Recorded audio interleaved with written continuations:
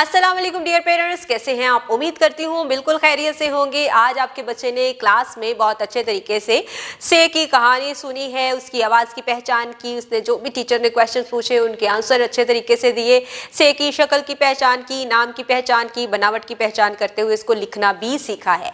साथ ही साथ क्लास में स्ट्रीम एक्टिविटीज़ करवाई गई हैं जिसमें बच्चे ने अच्छे तरीके से पार्टिसिपेट किया है। बच्चे को क्लास वर्क टीचर ने करवा दिया है। आप उसकी डायरी चेक करें और डायरी में जो भी उसे होमवर्क दिया गया है उसे आप अपनी अंडर ऑब्जर्वेशन में मुकम्मल करवाएं। आप बच्चों के साथ टाइम स्पेंड करें। जो स्ट्रीम एक्टिविटीज़ बच्चों ने क्लास में की हैं वैसी ही कुछ एक्टिविटीज़ घर में करवाएं। होमवर्क में बच्चे जिस तरह से लिख रहे हैं तो फोकस करें कि उनको प्री राइटिंग एक्टिविटीज़ जो उसने की थी वो एक दफ़ा रिकॉल करवाएं। उसके बाद आप होमवर्क की तरफ आएँ।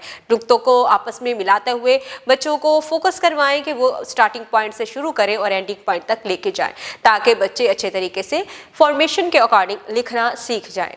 इसके साथ ही साथ घर में बहुत सी चीज़ें हैं जो कि से शुरू होने वाली हैं। आप टोकरी में फल पड़े हैं उसके बारे में बच्चों को बता सकते हैं। साबित और टूटे हुए का कॉन्सेप्ट बच्चों को बता सकते हैं। कुछ चीज़ें साबित होती हैं, कुछ चीज़ें टूट जाती हैं।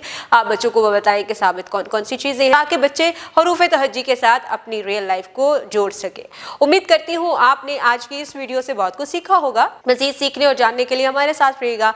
मिलते हैं अगली वीडियो में, तब तक के लिए अल्लाह हाफिज़।